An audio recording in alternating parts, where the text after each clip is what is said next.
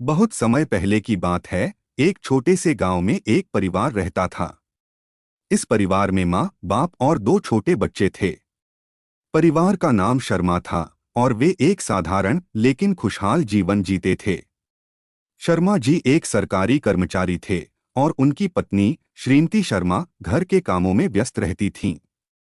उनके दो बच्चे रीना और मोहन स्कूल जाते थे और उनके जीवन में कोई बड़ी परेशानी नहीं थी।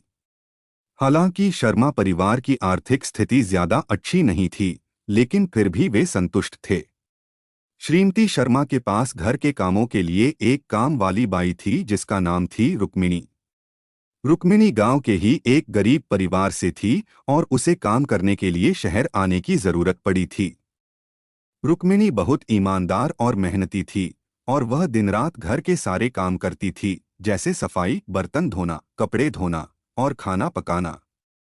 हालांकि रुक्मिणी का जीवन बहुत कठिन था, लेकिन उसकी एक विशेषता यह थी कि वह हमेशा खुश रहती थी और अपनी जिम्मेदारियों को बहुत प्यार और ईमानदारी से निभाती थी।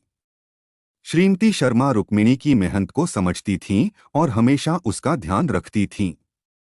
उसे अच्छी तरह से खाने को मिलता था और कभी-कभी श्रीमती शर्मा उसे कुछ पैसे भी देती थीं। रुक्मिणी को यह सब बहुत अच्छा लगता था, क्योंकि उसे अपने मालिकों से अच्छे बर्ताव की उम्मीद नहीं थी। वह समझती थी कि अच्छे लोग हमेशा अच्छे व्यवहार करते हैं, और शर्मा परिवार ने उसे यही महसूस कराया था। एक दिन की बात है, जब श्रीमती शर्मा घर में अकेली थीं, रुक्मिणी काम करने आई थी। उस दिन घर में बहुत काम था, क्योंकि श्रीमती शर्मा की सहेली आने वाली थी। वह रुक्मिणी से कहने लगी, आज तुम्हें थोड़ा जल्दी काम खत्म करना होगा, क्योंकि मुझे अपनी सहेली को अच्छे से स्वागत करना है। रुक्मिणी ने सहमति में सिर हिलाया और काम में जुट गई। उसने बर्तन धोए, झाड़ू पोछा किया और खाना बनाने की तैयारी भी शुरू की। श्रीमती शर्मा ने देखा कि रुक्मिणी कितनी मेहनत से काम कर रही थी और सोचा कि क्यों न उसे कुछ खास खाने के लिए बनाया जाए। उन्होंने रुक्मिणी को पास बुलाया और कहा, रुक्मिणी, तुम बहुत मेहनत करती हो, आज मैं तुम्हारे लिए कुछ विशेष बनाऊंगी। रुक्मिणी ने हंसते हुए कहा, बहन जी, मैं तो बस अपना काम कर रही हूँ। आप मुझे कोई विशेष नहीं देना चाहती, यही मेरे लिए बहुत है। लेकिन श्रीमती शर्मा ने उसे रोकते हुए कहा, नहीं, तुम सच में बहुत अच्छा काम करती हो और तुम्हारा सम्मान किया जाना चाहिए। इस पर रुक्मिणी थोड़ी देर चुप रही। फिर वह मुस्कराई और बोली, धन्यवाद बहन जी, मुझे आपका प्यार ही बहुत बड़ा इनाम है। कुछ समय बाद श्रीमती शर्मा ने रुक्मिणी के लिए एक स्वादिष्ट सब्जी बनाई और उसे खुशी खुशी दिया। रुक्मिणी ने बहुत प्यार से खाना खाया और बोली, बहन जी, आपने मुझे बहुत खुश किया। आपका आशीर्वाद हमेशा मेरे साथ रहे। अचानक एक दिन रुक्मिणी के घर से खबर आई कि उसकी मां गंभीर रूप से बीमार है। वह यह सुनते ही बहुत परेशान हो गई और तुरंत घर वापस जाने के लिए तैयार हो गई।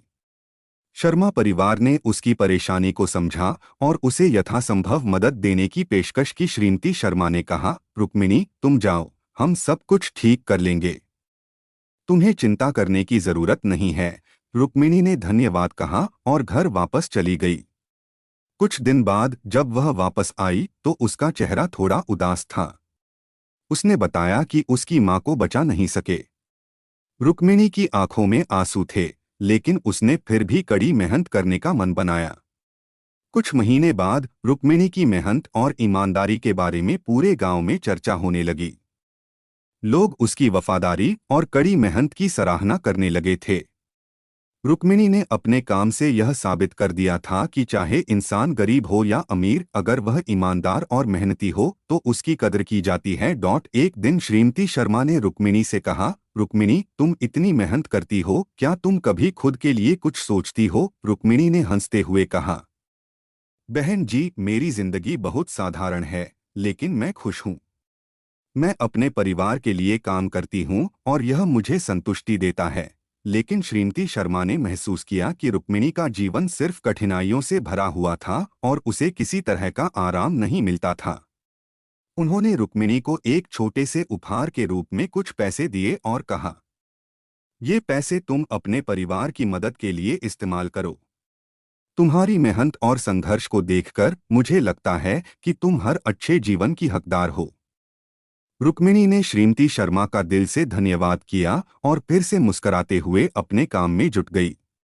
उसका जीवन आसान नहीं था, लेकिन उसकी मेहनत और ईमानदारी ने उसे जीवन की कठिनाइयों से उबरने में मदद की। रुक्मिणी ने यह साबित कर दिया कि किसी भी व्यक्ति की असली ताकत उसकी मेहनत, ईमानदारी और संघर्ष में होती है। इस कहानी से यह सीखने को मिलता है कि जीवन में कठिनाइयां आएंगी, लेकिन अगर हम मेहनत और ईमानदारी से काम करें तो हम किसी भी परिस्थिति से बाहर निकल सकते हैं। रुक्मिणी की तरह हमें भी अपने जीवन में संघर्षों का सामना करते हुए हमेशा सकारात्मक रहना चाहिए और दूसरों की मदद करने का मौका नहीं छोड़ना चाहिए।